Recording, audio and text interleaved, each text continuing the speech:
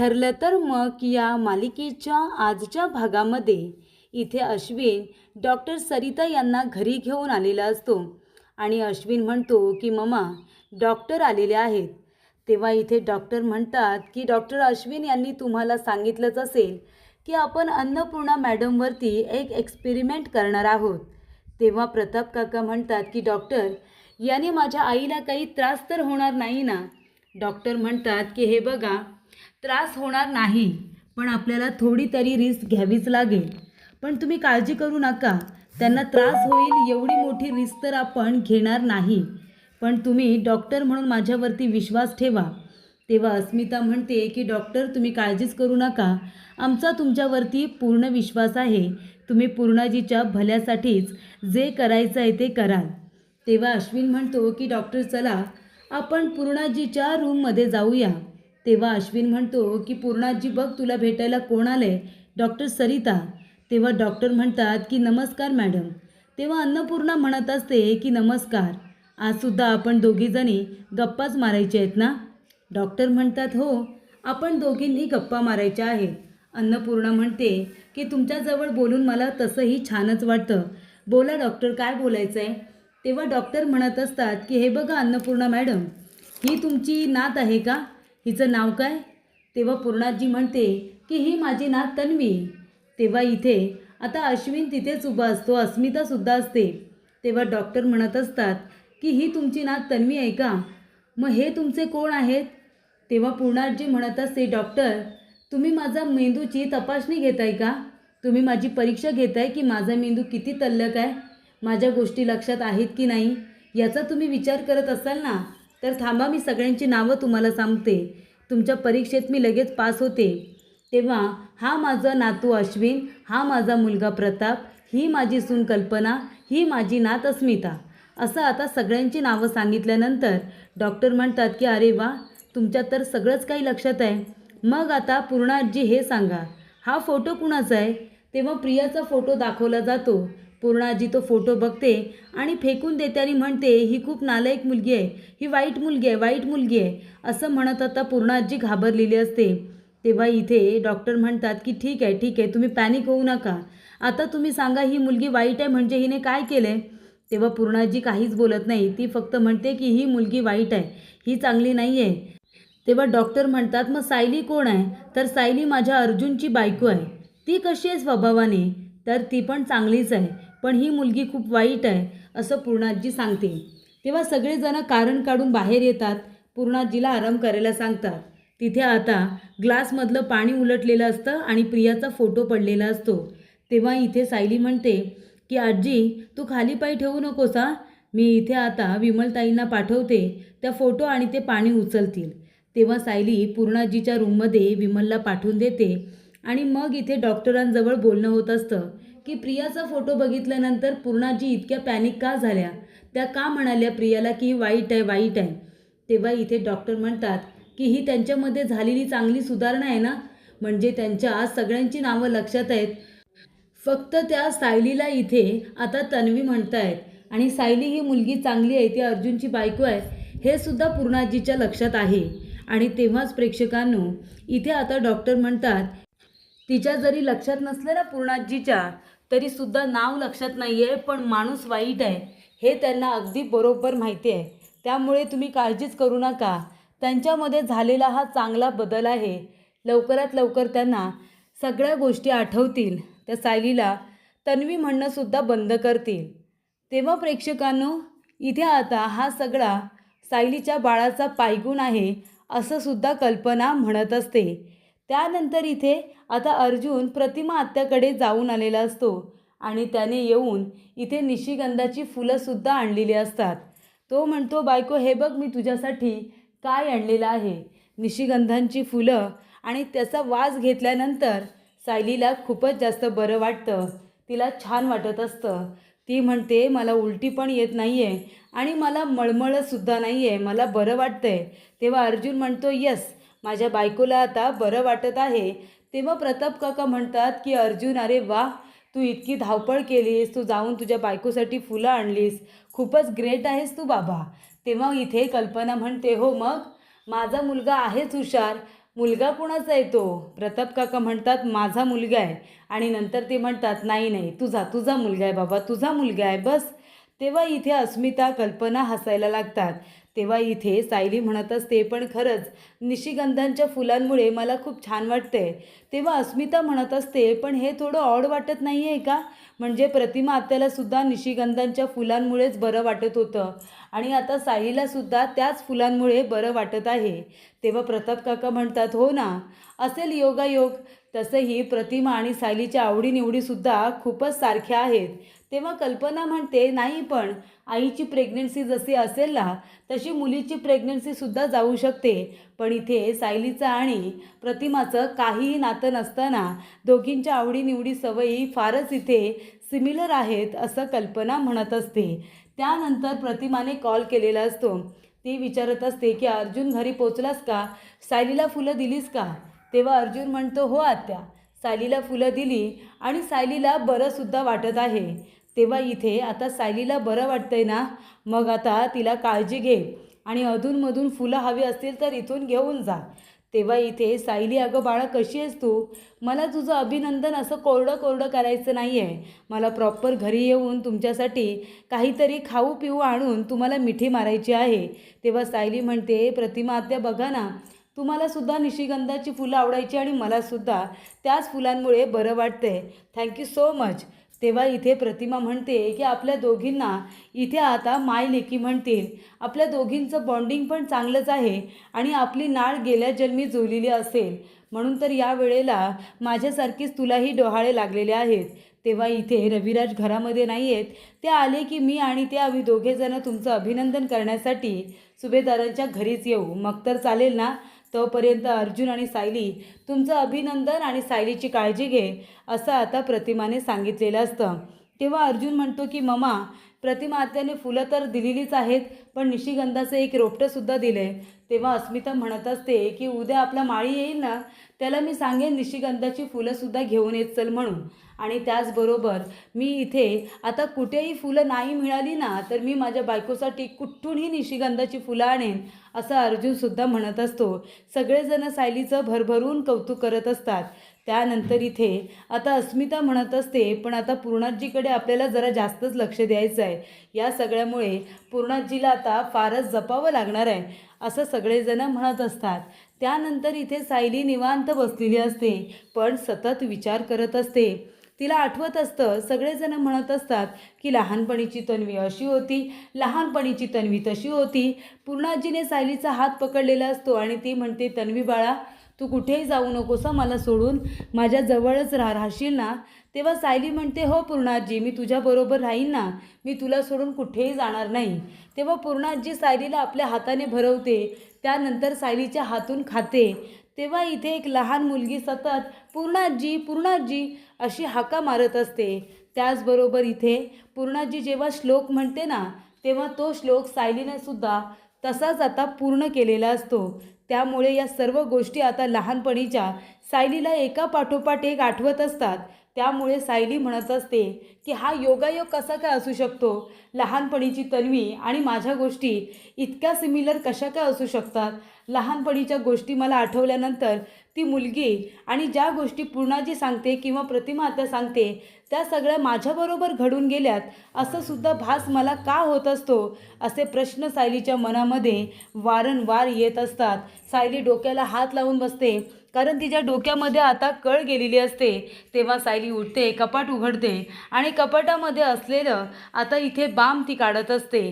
तेवढ्यातच तिचा हात जातो फोटोंजवळ आणि बांबाच्या ऐवजी ती फोटोच आता हातामध्ये घेते आणि इथे पूर्णाजीने तिला दिलेले फोटो आता ती बघत बसते.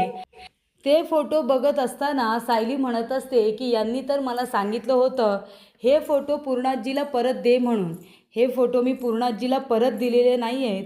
हे जर यांना कळलं तर ते माझ्यावरती रागवतील. काय करू? हे फोटो त्यांना परत देऊ की नको असा विचारसुद्धा तिच्या मनामध्ये येतो आणि ते फोटो सायली आता परत बघायला लागते. तेच फोटो ती आता सारखे सारखे बघत असते. त्या फोटोंजवळ तिचं एक वेगळं नातं आहे असं तिला सातत्याने आठवत असतं, सातत्याने जाणवत असतं. आणि म्हणून ती म्हणत असते की लहानपणीच्या तन्वीचं आणि माझं काय बरं नातं असावं. हे फोटो बघितल्यानंतर मला ही मुलगी हवीशी का वाटते, इतक्या जवळची मला का वाटते. तेव्हा ते फोटो हातातून खाली पडतात आणि सायली ते उचलायला आता जात असते आणि तेवढ्यातच अर्जुन त्या ठिकाणी येतो. अर्जुन आता म्हणतो की बायको अगं वाकू नको, आणि ते फोटो तो उचलतो आणि म्हणतो हे कसले फोटो आहेत. तेव्हा तो म्हणतो बायको मी काय म्हणालो होतो, हे फोटो तू तुझ्याकडे ठेवू नकोस, हे फोटो तू पूर्णाजीला परत देऊन टाक म्हणालो होतो की नाही. सायली म्हणते आहो तुम्ही म्हणाला होतात, पण हे फोटो जर मी पूर्णाजीला परत केले तर पूर्णाजी काय म्हणेल की हे फोटो तर तुझेच आहेत, मग हे फोटो तू मला का देतेस असंच म्हणेल ना. म्हणून मी हे फोटो पूर्णाजीला परत दिलेले नाही आहेत. आणि मी काय म्हणते आता हे आपल्याच घरातल्या मुलीचे फोटो आहेत ना, तन्वीचे, हे फोटो असू दे ना माझ्याजवळ. आणि तसंही ही मुलगी मला हवीशी वाटते हो, मला जवळची वाटते. तेव्हा हे फोटो ठेवू मी माझ्याकडे, मला या फोटोंमुळे त्रास नाही होत, खरंच नाही होत.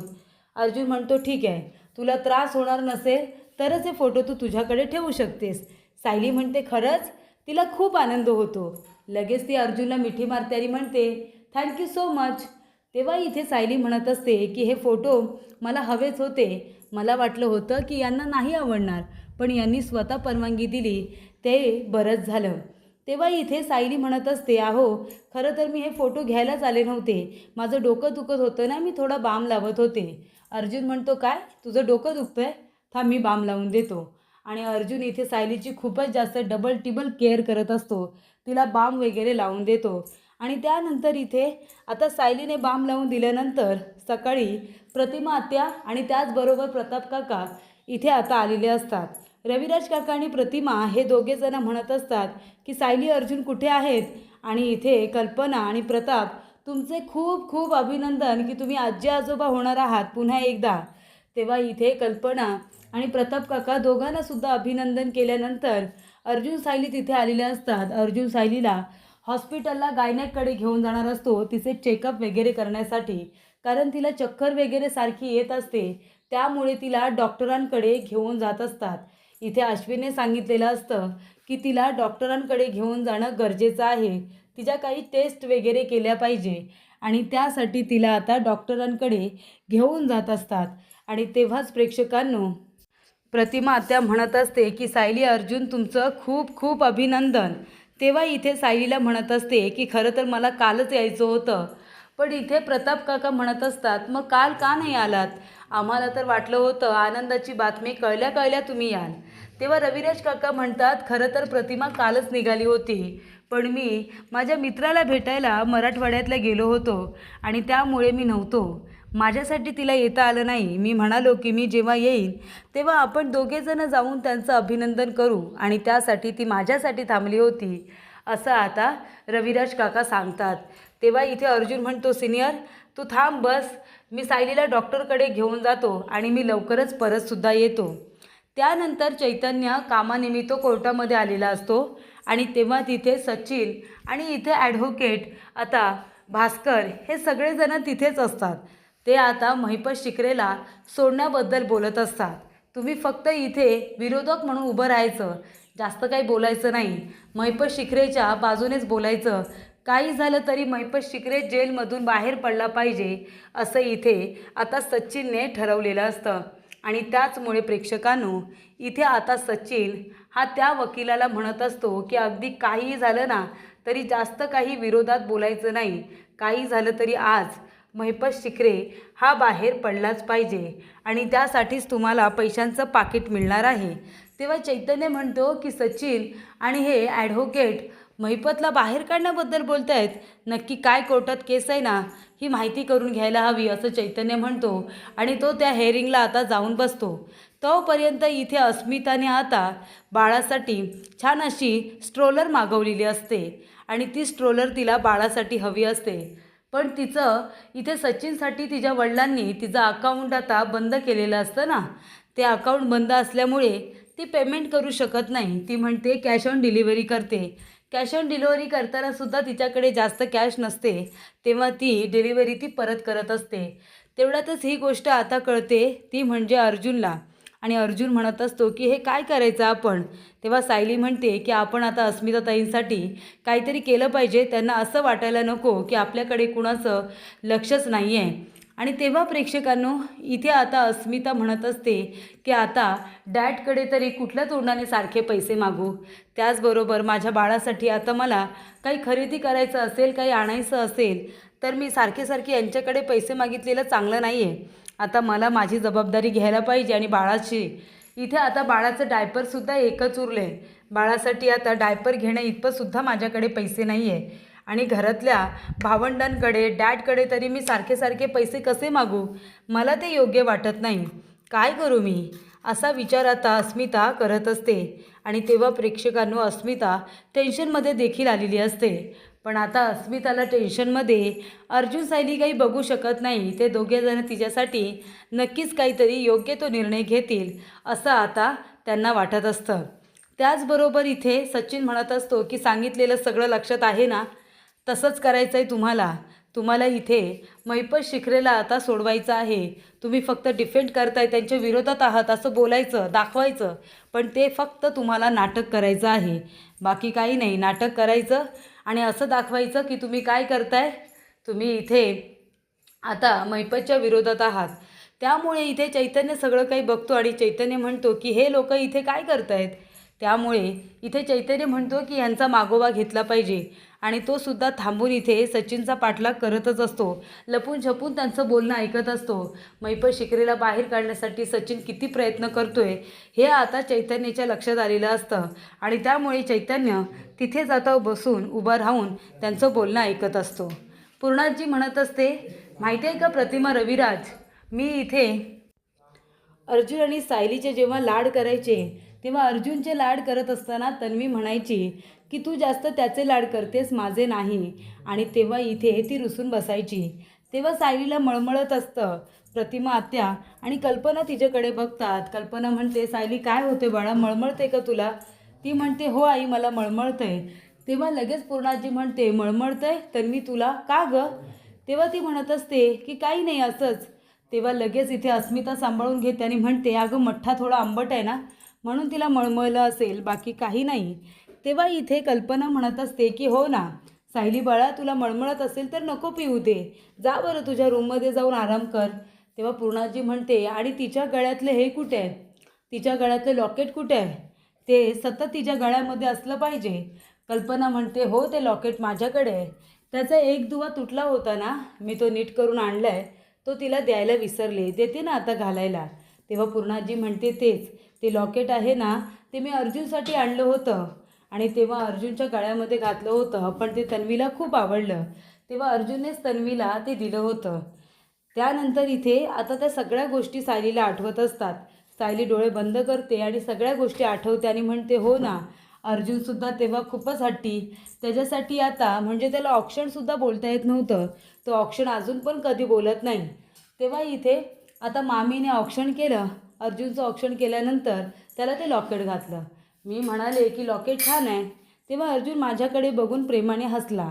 त्यानंतर मी खेळता खेळता पडले, तेव्हा अर्जुनने ते लॉकेट माझ्या गळ्यामध्ये घातलं आणि म्हणाला की तुला हे लॉकेट आवडलं आहे ना, मग हे तुला घे, पण रडू नको.